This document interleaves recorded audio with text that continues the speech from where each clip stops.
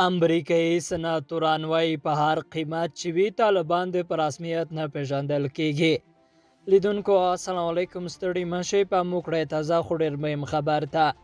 د امریکا د کانګرس دوو جمهوري غوښتونکو غړو د ملګرو ملتونو سرمنشي انتوني ګوتریش ته یوه لیک استولی چې د دغه سازمان لخوا د طالبانو د حکومت په رسمیت پیژندلو سره یې سخته اندېښنه ښودلې او دا د هغو ارزښتونو خلاف بللې چې ملګري ملتونه یې د ودې په لټه کې دي.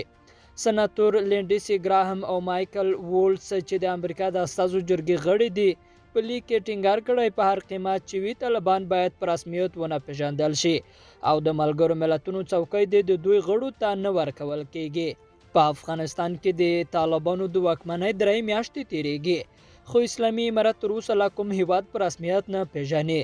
ګراهم او مایکل ویلي چې د افغانستان د تیر حکومت له نسکورېدو وروسته له افغانستان سره د مرستې اړتیا زیاته شوې ده.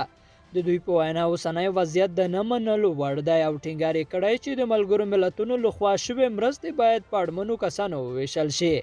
لیدونکو له ملتیا مننه، ښه چاره.